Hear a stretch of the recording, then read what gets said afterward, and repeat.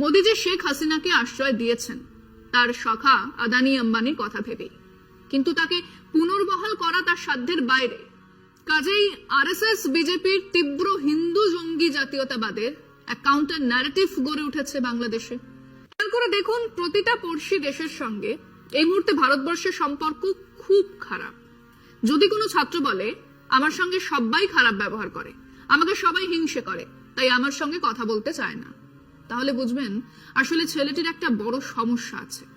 হ্যাঁ, আমাদের বিদেশ নীতিতেও সেরকম একটা সমস্যা আছে। আসলে রাষ্ট্রনীতি আর পররাষ্ট্রনীতি সে আপনি যাই বলুন না কেন, সবটাই আপাতত মোদী সখাদের উপর নির্ভরশীল। স্বার্থ দেশের নয়, স্বার্থ পড়শিদেরও নয়, একমাত্র বিবেচ্য হলো আদানি আম্বানিদের স্বার্থ। ভুটান একটা দেশ যাকে দেশের 60% মানুষ ভারতবর্ষের অংশই মনে করত।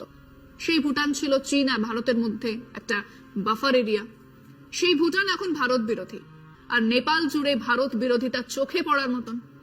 ওদেশের রাজনৈতিক দলগুলোর বেশিরভাগই মনে করে ভারত অযথাই তাদের দেশের অভ্যন্তরীণ বিষয় নাক গলাচ্ছে এবং গলানোর চেষ্টা করছে। মালদ্বীপ তো এখন প্রায় শত্রু রাষ্ট্র, সেখানেও তীব্র ভারত বিরোধিতাকে সম্বল করে যেতে এসেছেন বর্তমান শাসক এবং নেতা মোহাম্মদ মুইজ্জু। রইল বাকি বাংলাদেশ। চোখের সামনেই রয়েছে সেই সম্পর্কের কঙ্কাল সার চেহারা। সে দেশে নাকি রয়ের বহু লোকজন অ্যাক্টিভ ছিল। মজার কথা হচ্ছে, তারা বুঝতেও পারেননি যে তাদের পেয়ারের বেগম হাসিনাকে উৎখাত করার পরিকল্পনা নিয়ে ছাত্র আন্দোলন শুরু হয়েছে। না, তারা জানতেনও না। হাসিনা দেশ ছাড়ার পরে তারাও দেশ ছেড়েছেন। আমাদের দেশে যার নামে ওয়ারেন্ট জারি আছে, সেই জৈশে মোহাম্মদের মাথা মাসুদ আজহারকে কেন পাকিস্তান আশ্রয় দিয়েছে, এই কথা বলার সময় আমাদের মাথায় এখন তো থাকবে শেখ হাসিনার কথা। তিনিও বাংলাদেশের আইন অনুযায়ী অপরাধী, তাকে এদেশে আশ্রয় দেওয়া হয়েছে, আর তা নিয়ে কোনো ব্যাখ্যাই নেই। তিনি এদেশে বসেই তার দলের সভায় ভার্চুয়াল বৈঠকে হাজিরা দিচ্ছেন। কাজেই ঢাকা দিল্লি সম্পর্ক খুব তাড়াতাড়ি ভালো হবার তো কোনো কারণ দেখছি না। ওদিকে আদানি সে প্রিমিয়াম দরে বিদ্যুৎ বিক্রি করার চুক্তি করেছিল শেখ হাসিনার সময়, যা মানতে বাধ্য নয় এখনকার সরকার। এদিকে আদানির পেছনে আছেন মোদিজি। কাজেই বাণিজ্যিক দিক থেকেও আদানির বিদ্যুৎ আর আম্বানির গ্যাস বাংলাদেশের মানুষ আর সরকার মেনে নেবে না, সেখানেও সমস্যা। বাকি রইল চীন। তারা তো আমাদের দেশের ইলেকট্রনিক্স আর খেলনা বাজারে সিংহভাগ দখল নিয়েছে। আমাদের উত্তর সীমানা বরাবর বিরাট রাস্তা তৈরি করছে। তারা জানে এ সরকারের ওই ঘর মে ঘুসকার মারেঙ্গে বা 56 ইঞ্চ কা সিনা ইত্যাদি বাওয়াল এবং কেবল ওই পাকিস্তানের জন্যই রাখা আছে।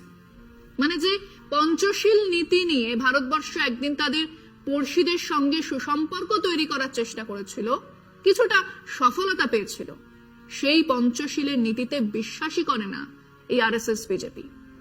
এক হিন্দু জঙ্গি জাতীয়তাবাদকে নিয়ে এক আগ্রাসী ভারত গড়ে তুলতে চায় তারা।